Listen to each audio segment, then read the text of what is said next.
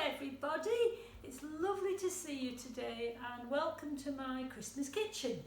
Some of you know me, I'm Chris, and some people call me Mrs. Chris because my husband's also called Chris as well. Today we're going to start making some Christmassy recipes, and the first one I thought we would try is one called Christmas Camembert bread tree. Some of us like to dip bread into melted cheese, and it's lovely at Christmas time or any time of the year I can eat this. So let's have a go and see what we need to do. So the first rules of the kitchen, like my brownies always knew, were to put your apron on and to wash your hands. And I have just washed my hands, so I'll put my apron on top of my Christmas jumper and let's get going. And remember, when you're cooking in a kitchen, you always have to have supervision, especially for the younger rainbows and brownies amongst us. But all these recipes you should be able to do. And I've got everything out ready, so hopefully we can do it fairly easily. So my recipe says weigh out the flour, and so you've got the recipe in your pack. I'm going to put my bowl on my weighing scales, which are very clever because they zero themselves. And I'm going to weigh out 400 grams of strong white bread flour. And this is special flour for making bread. It won't work if you just use ordinary self-raising. It's not strong enough to actually rise.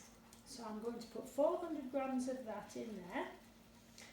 And we're almost there, 395. There we are, 390, oh perfect, 400. And then I'm going to add 100 grams of strong wholemeal bread flour because I've got some. But if you haven't got any, you can just use white bread, or you can use a mixture if you've got the wholemeal. It just gives a slightly nuttier, crunchier taste to the bread, and it's up to you completely what you choose to use. So we'll make a total of 500 grams of flour. There we are, 500 exactly. So that's the flour in. And then we have yeast. Now your recipe says use 1 7-gram sachet of fast action yeast, which is the way you can buy it in the supermarket. I've just bought a bigger box and I keep some in the freezer. So this is 1 teaspoon, and I'm going to weigh out the 7 grams anyway, just so that I know I've got the right amount. So I'm going for 7 grams, just carefully sprinkled in, because some spoons are bigger than others, they're not all the same, so it's better if you can weigh it and then you know you've got the right amount. But if you're using a sachet, that comes in a 7-gram sachet anyway, so you know you've got the right amount. There we are, 7 grams, lovely. I'm going to put the lid back on that because it's so easy to spill and it's precious stuff. So I just keep that in my fridge ready, or I've got some in the freezer. And then we want to mix in a pinch of salt, or half a teaspoon I usually use, because bread does need some salt in it to actually rise as well. And one tip that Paul Hollywood's book says is to keep the salt away from the yeast. I don't know whether it works, but just while it's dry. So I'm going to mix that up now. Now, you'll notice I've got a very special machine here, which I use when I'm making bread, but it's just as easy to do it all in a bowl with a wooden spoon and mix it into a dough. You don't have to have one of these. I'm going to put my dough hook on ready. Just makes it easy for actually making bread. I don't know why it won't go on, but there we are. Let's just ready, and then tilt that back and I can put it in ready. Right, so I've mixed the flour with the salt and the yeast in the bowl, and now I'm going to put in 350 mils of tepid water, which is warm but not hot, so it's like hand hot, just from the tap. And this helps the bread to rise if you use the warm water rather than very hot, could kill the yeast. But you want it warm enough to help the yeast to rise. And I'm going to have 350 mils. I've got one of these fancy jugs that you just have to set down. That's 350 exactly. And I'm going to tip that in there. And then I'm also going to add some olive oil. And that is 2 tablespoons of olive oil straight in the mixture as well. That's one. And that's another one. So I'll stick that in there to stop it dripping. And before I started, I cleaned all my benches down anyway so that I knew we were clean. And now, if you've got a bowl that is just you're using a wooden spoon, just mix it all together as a dough and then knead it for 10 minutes, just squeezing it backwards and forwards on the bench, squeezing it, stretching it, squeezing it. But I'm lucky, so I can actually knead it. I've got my machine that does this. So for 10 minutes I'm going to let it knead and then we'll come back to you. I'll set it going now and you'll see what's happening. Maybe we'll come and have a close-up of the bowl going. Can you come a bit closer and see in the bowl? And then we're going to let it go for 10 minutes and then I'll come back to you and tell you the next stage. So, see you later. Back everybody.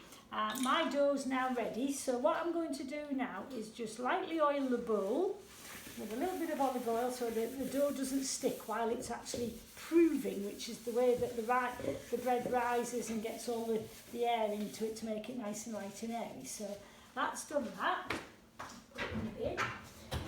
And then, if I lift this up, you can see how it's quite stretchy at the moment. And I've just got to peel it off the dough hook. And if you've got yours on the bench, then you'll know what I mean by being a bit sticky and a bit stretchy. And so I'll pull it off there. And that's the dough. That's what it looks like at the moment. And now we're going to put it in this bowl. So I'm just going to scrape it out. Oh, in the big bowl, in the big bowl. Look at this, stretchy, oh dear. It's very stretchy, isn't it? I might have to put my clean hands in there and get it out a bit more easily. Oh, this is a bit of a workout. Very stiff. Sometimes it's a bit stiffer when it's got wholemeal flour in it because it's a sort of a more stodgy flour, if you like. It's got more fibre in it, which is good for us, but can be a bit heavier to actually get off. And I'm wondering whether I might have been better with a little bit more water in mine. Sometimes you have to put a little bit more water in the dough. If it's a hot day in the summer, it doesn't mix so well, or if the room's very warm. So to get used to that bit by bit. So it's like every time you make some bread, it's different every time. So that's my dough now in the bowl, just like that.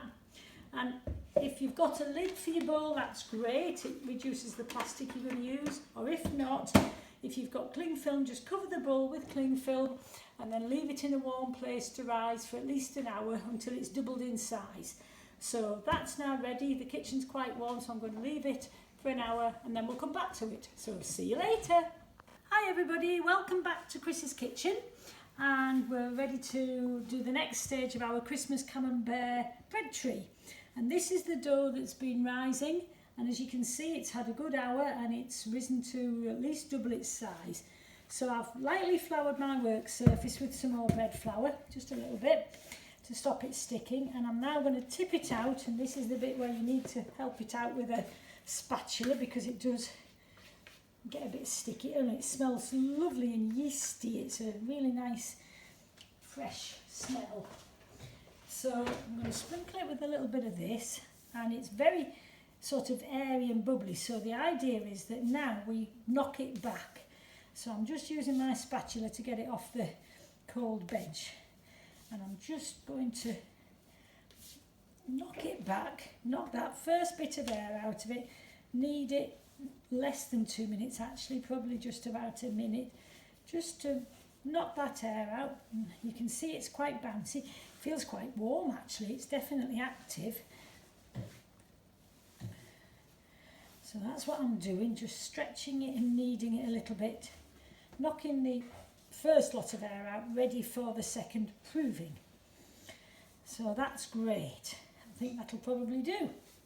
Now then, what we're going to do to make our Christmas tree is to actually put a bowl, an oven-proof bowl, on the tray that's big enough to take my cheese, but I'm not leaving the cheese in it, just so I can now put the balls around it. And because I've said roughly 16 balls and I want to get them sort of even size, what I've decided to do is do it a bit more than just pulling the balls off, sort of cutting it each piece. So I've now got 4 relatively even pieces. Then I'm going to cut them in half again, make 8. I just thought, oh, that might be a bit easier than actually trying to guess whether or not the balls are all the right sort of rough size, so that they all cook evenly. And then what I'm going to do is cut them in half again, and they won't be dead even, but they'll be approximately even, so that should be good. So if you're keeping count, I hope we're up to 16 in a minute or two. There we are, and the last one. So we should have 3, yeah. Now what we're going to do is just roll them up lightly and start arranging them on the tray in a sort of Christmas tree shape if we can, leaving a bit of space around them because they're all going to rise again. So I'm going to try and get some rows. Actually, I'm going to put that one in the middle, that one there, that one there, and then maybe some more there, and just see how it goes. You could make a star, you could do a wreath, you could just put the bowl in the middle of the tray and actually have the balls all just around in a sort of a wreath shape. I'll get a bit closer, I can't see what I'm doing. But I'm leaving enough space around to allow them to grow, because they will grow again. 2 to make the stalk. Am I looking Christmas tree-ish? It's a bit tricky really, wondering whether or not that's right. It's artistic license though, that's all you've got to remember. As long as it tastes good, that's the main thing. I think that's probably about even. I'm going to put another one in the middle there, and then at least we've got a nice shape to coat with. So that now looks about a Christmas tree sort of shape. And then I've got a dampened tea towel, just a lightly dampened tea towel that I'm going to spread over the top, or you can use cling film. And then I'm going to leave it in a warm place again for another 30 minutes or so until the buns rise a bit more. Then we'll top them and bake them. So there they go. See you again soon. Hello everybody again, it's Mrs. Chris here with the next stage of our bread. And as you can see, it's been in proving for the last 3/4 of an hour, I would guess, and look at the size of the bread balls now, they're fantastic. So what I'm going to do now is I've beaten an egg and I'm just going to brush the tops of the buns with a little bit of beaten egg, which helps them to look nice and golden in the actual oven. I've heated the oven up to 210 degrees because it's a fan oven, so that's for baking bread. And then I'm going to sprinkle the buns with a little bit of poppy seeds just to make them look a bit prettier. You don't have to use anything, you can just dust them if you prefer. I just thought it might make them look good. And then I'm going to bake it for 15 minutes, but I am going to keep an eye on it because it could be that they actually bake more quickly than that. You'll notice the bowl is left in the middle because I'm worried that if I bake them without the bowl in, I think they might expand right across the tray. So I'm leaving the bowl in, and I'm going to then, after 10 to 15 minutes, I'll get them out and I'll put the cheese in. So I'm just going to sprinkle some poppy seeds. You could use sesame seeds, you could use just some sprigs of rosemary. I might do that at the end, but I just like a few poppy seeds, onion seeds you could use, whatever you fancy.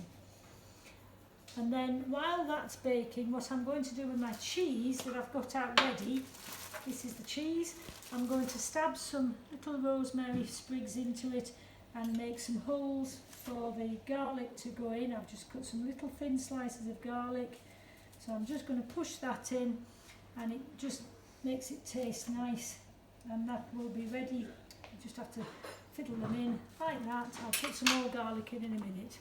So this is going in the oven now, which is heated, and then, as I say, I'll finish my cheese in the meantime, and then I'll get it out. I'll put the cheese in the actual bowl. You could take the bowl out and just put the cheese in the actual hole you've made. I'll decide that in a minute. And then after it's baked again for another 10 to 15 minutes, the cheese will be melted and the bread will be golden, and we'll be able to eat it, and I'll show you a picture of the finished item. So I'm hoping this will be delicious and we'll be ready to enjoy it. So that's the next stage. We're almost ready. So just 10 to 15 minutes, I'm going to keep my eye on that. The cheese is ready to go in, and then we'll have our camembert tree ready for eating. So here it is, the finished item.